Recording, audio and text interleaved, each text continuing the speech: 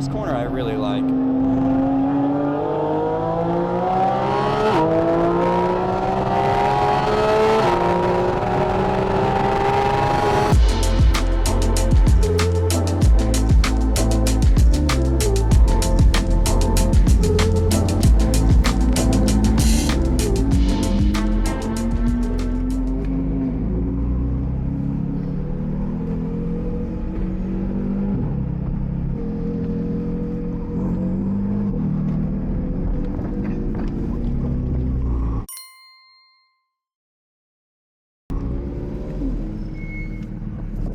All right, we're gonna do a first session on a Sunday warm-up.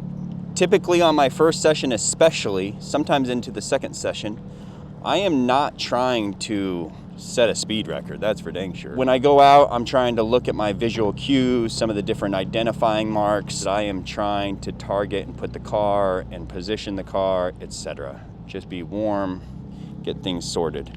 We obviously need a little check-in here. Oh yeah.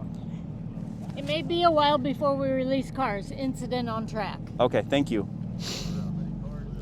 So that is a perfect example of what these first sessions, why the first sessions are so important, is so you don't end up with an incident on track. Someone went out there, it's colder than yesterday, it's not as warm. They're feeling energetic about how they did yesterday, somewhere in the intermediate or advanced one run group. So there's some decent driving out there in theory. However, there's not the experience, the warm-up, the protocols that you need to do to get heat into the tires and brakes, get things up to temperature. Not necessarily casting judgment, I mean, except for you just don't want to be necessarily that guy, and to not be that guy on the track, just like in life or golf or anything else, is to prepare yourself properly and prepare the car properly and prepare your mind and getting yourself dialed in. So food for thought. I'm gonna follow Barry over here, make sure I can kind of get behind him. That would look cool.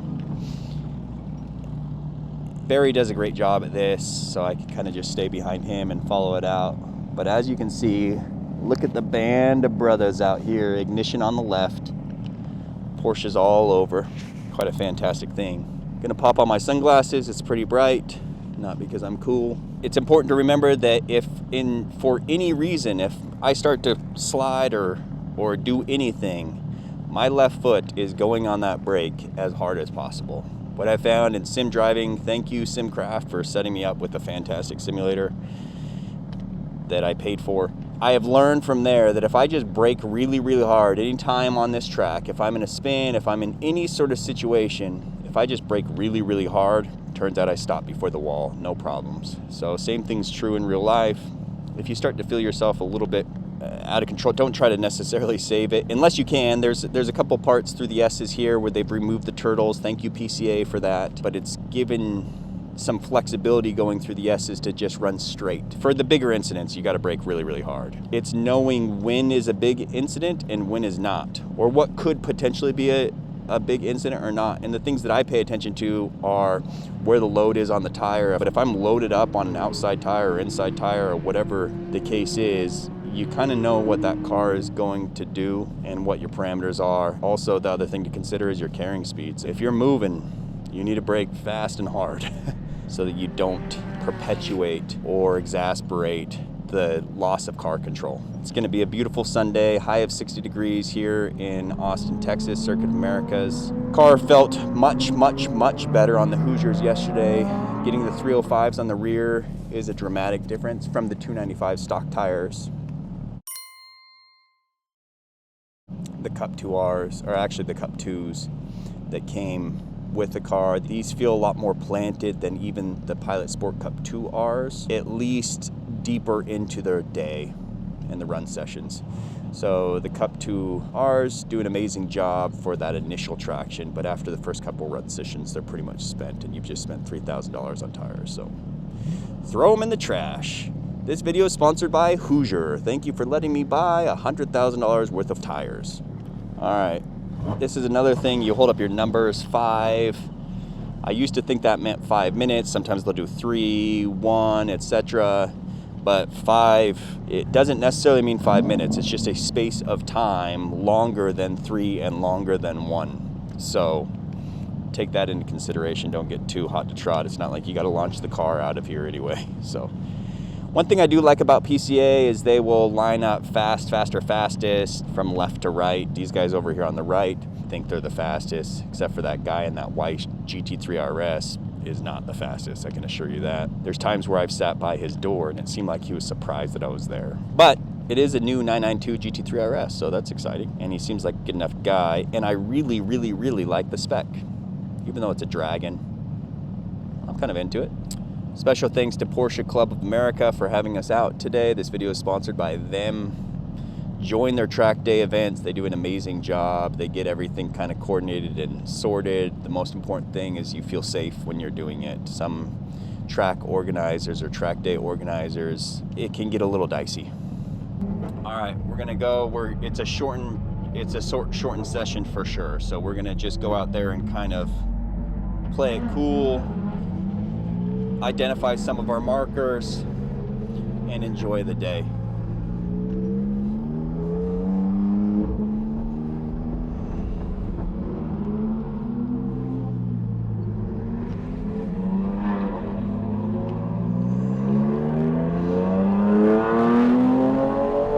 I brought my temperatures to 23. It's a little bit colder. I can feel them kind of wobbling a little bit, so you just kind of get them warmed up.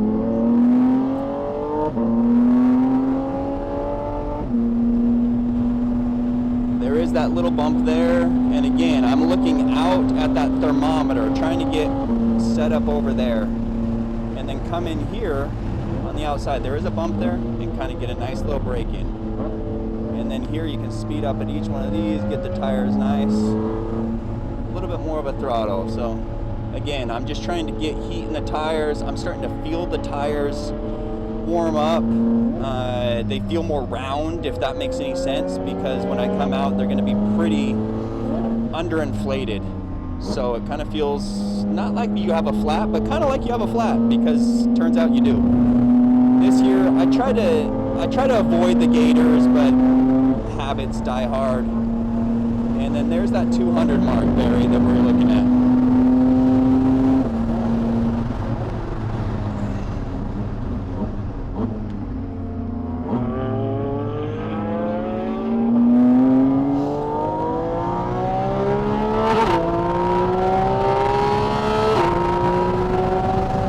I don't know why Barry lifted right there. So Barry hit the brakes, which they still are showing yellow indicators, which is a good thing.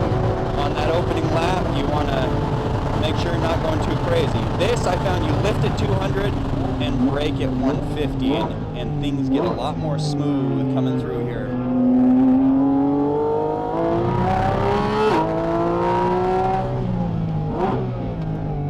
Same thing, I'm looking off at that yellow thing in the distance. I'm getting into third.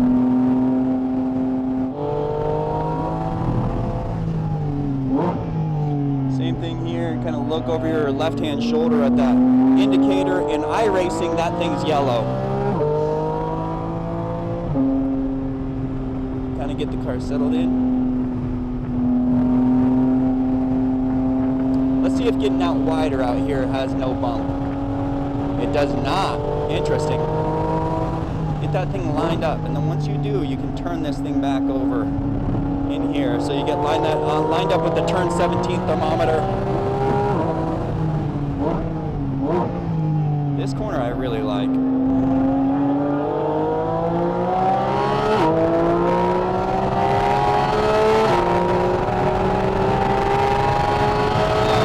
should have enough heat to be able to get this thing braked.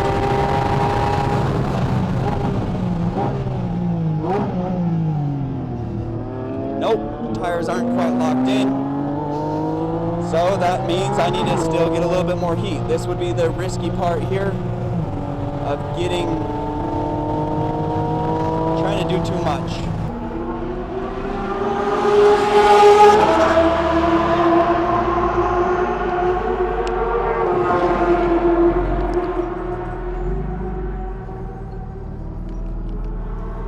All right, and And so that's the way I like to warm up the car, kind of feel the car, see where it's at today versus yesterday, feel the tires, the temperature. The track is definitely different day over day. So that's the important thing to remember about driving. The setup and how you approach the day is recognized, just like in golf, just like with anything. It's going to be slightly different. In life, it's just a little bit different. My goal out there is to notice the subtle differences, to be able to kind of explore them, and then to adjust as needed, obviously to recalibrate throughout the day. So those are my goals as I set and calculate and kind of set up my track day. So more to come. Much love. Peace.